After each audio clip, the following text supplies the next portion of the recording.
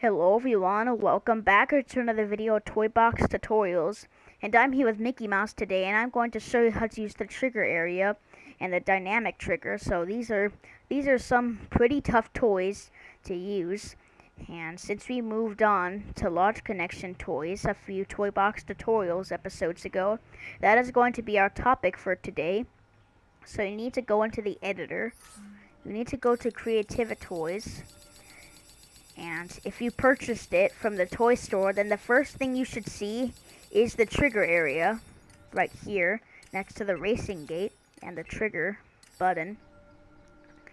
So I'm going to explain what, so you guys might see these yellow little toys.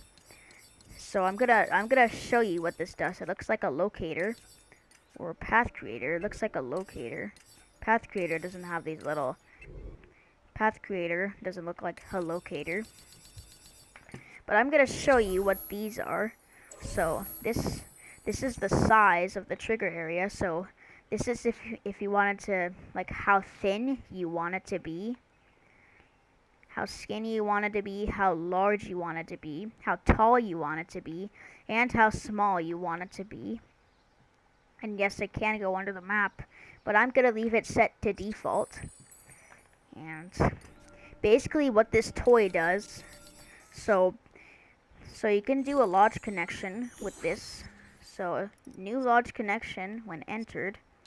So if you go to the large connection menu and do new large connection and press entered or exited, whatever, then it gives you the actors. It shows you the actors. It could be any of these, or it could be a player, like player 1, player 2, player 3, player 4, but player 3 and player 4 don't exist in this game anymore.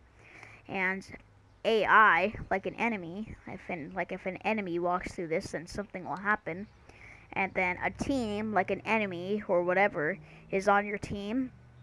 If they walk through this, then something will happen, and you need to connect it to something. A physics ball, like a tennis ball or a sports toy, and a vehicle, like a car or a helicopter. So I'm gonna go with player. I'm gonna do any, and you need to select a Creativa tool, and I'm gonna use this as an example. So if you do a large connection with any of these toys over here, like the timer or something, then like this, the text displayer tool, I'm gonna do a little large connection with this.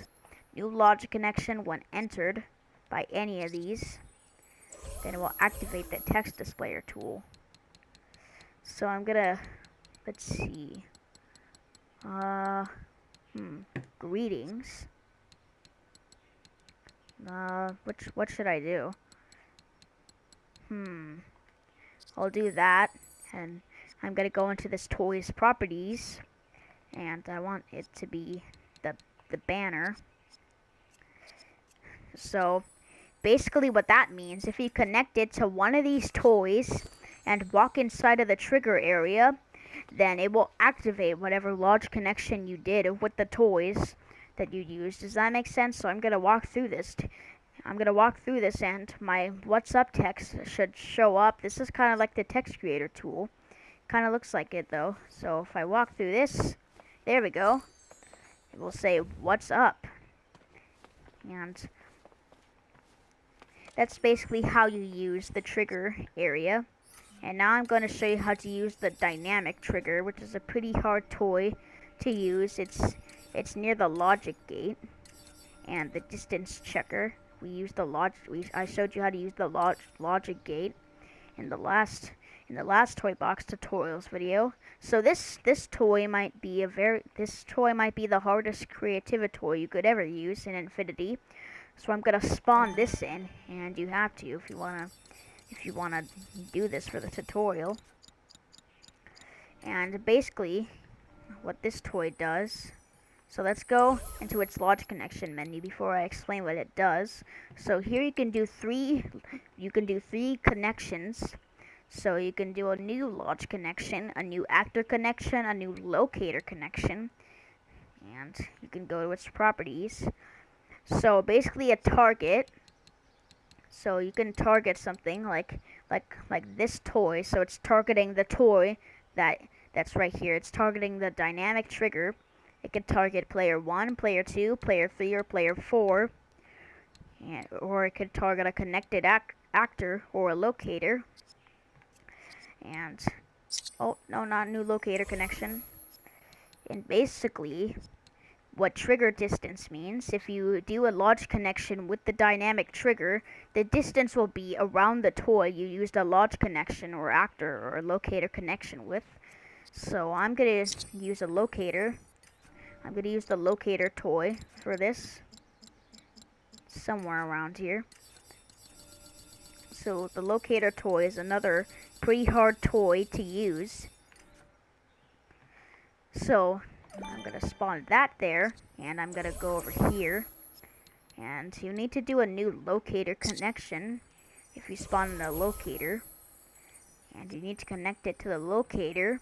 And there's only one option you can choose for the locator toy after you connect it to the locator, the dynamic trigger, whatever.